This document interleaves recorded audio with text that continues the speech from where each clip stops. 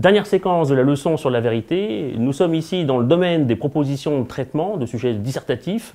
Là encore, un grand nombre de sujets vous sont proposés ici. Pour faire varier le spectre, vous n'avez plus qu'à me suivre.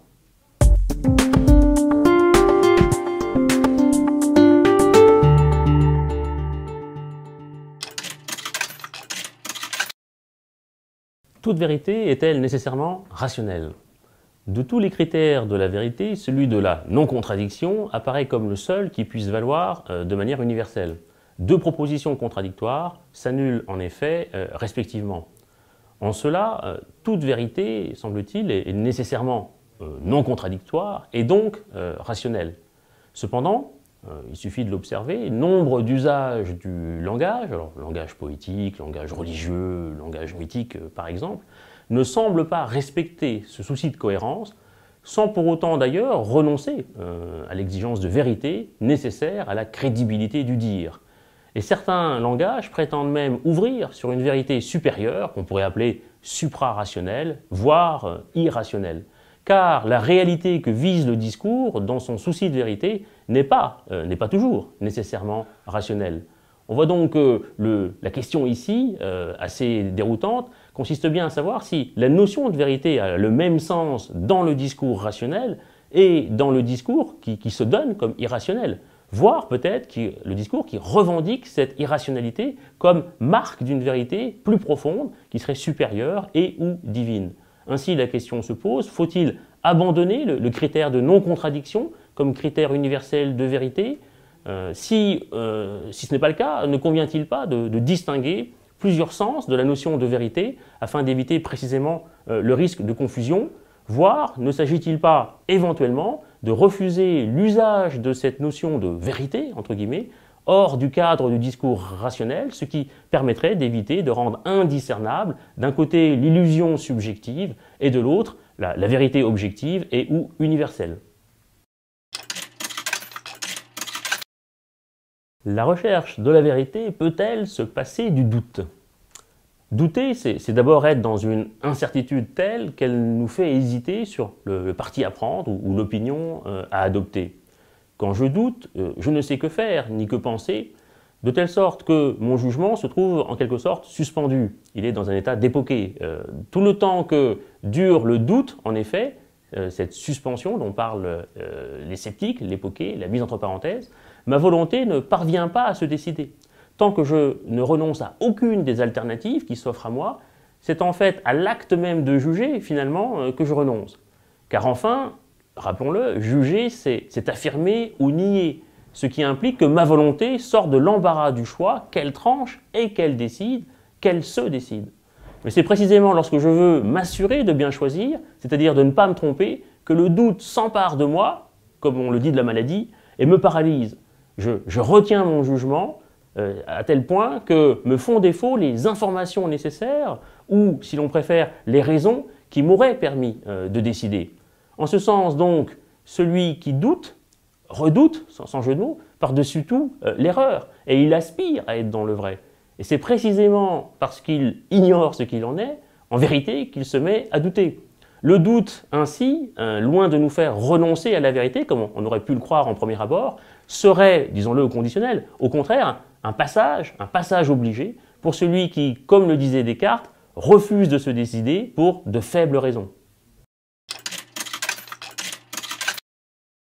Toute vérité est-elle bonne à dire? Tu ne mentiras point. Partout, le menteur est méprisé au point que le mensonge a toujours été flétri comme le premier pas vers le crime suprême, celui qui est le plus cruellement châtié dans l'enfer de Dante, la trahison. Et pourtant, la sagesse des nations contredit l'impératif catégorique de véracité en nous avertissant justement que toute vérité n'est pas bonne à dire et qu'il n'y a que la vérité qui blesse. Cette vérité dont on dit aussi qu'elle sort souvent de la bouche des enfants qui ne sont pas précisément les mieux placés pour parler. En tout cas, si on en croit l'étymologie infans, dérivée de inferi, celui qui ne parle pas en latin. On peut en effet blesser, on peut humilier, on peut même tuer en disant la vérité. Or, au-dessus même du commandement qui prescrit de ne pas mentir, se trouve cet autre commandement, encore plus rigoureux, encore plus moral à l'évidence, tu ne tueras point. Comment alors concilier l'exigence de sincérité et l'exigence qui nous intime, autre formule biblique s'il en fut, d'aimer son prochain comme soi-même? Comment faire pour faire montre à l'égard d'autrui de bienveillance, bref, tolérer ce que Kant nomme parfois ironiquement le prétendu droit de mentir par humanité, qui donnera d'ailleurs le nom à un de ses opuscules. Comment en effet est-il possible que la vérité en droit universel ne soit pas toujours publiable et partageable?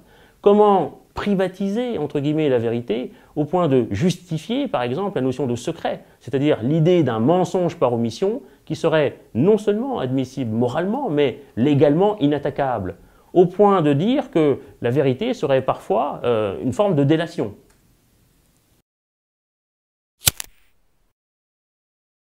L'erreur à ne pas commettre quand on aborde le thème complexe, houleux et difficile de la vérité, c'est précisément peut-être de la réserver à une sorte de dimension élitiste, c'est-à-dire un sens métaphysique relativement abstrait, qui la rendrait peut-être la propriété des philosophes ou d'individus qui seraient des sortes de saints sur Terre. Alors on voit bien que cette notion de vérité, effectivement, relève d'une forme d'abstraction, il est vrai, c'est une notion qui nous parle moins certainement que l'art ou le bonheur. Néanmoins, nous sommes des êtres de la vérité, nous voulons agir en vérité, nous vivons dans la vérité de la condition humaine.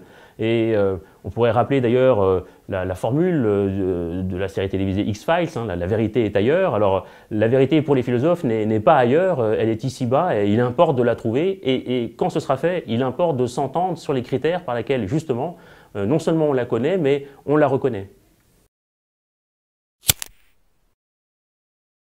Ce qui est intéressant avec la notion de vérité, c'est qu'on peut distribuer ce concept dans un certain nombre de domaines du programme, puisqu'il y a un sens évidemment moral de cette vérité. Nous sommes responsables devant autrui, nous ne pouvons pas nous complaire dans le mensonge ni dans la fausseté.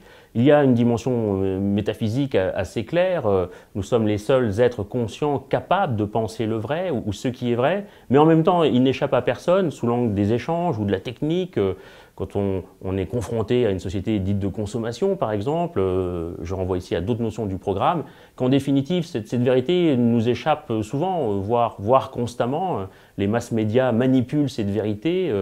Il ne manque pas d'histoires dans la sphère politique, par exemple, où des individus prétendent, bec et ongle, dire la vérité, alors que les yeux dans les yeux, ils nous mentent. Donc on voit bien que derrière le mot peut-être creux, le concept philosophique un peu lointain, il y a une exigence vitale par laquelle nous ne pouvons pas vivre dans un monde qui ne serait pas le monde de la vérité.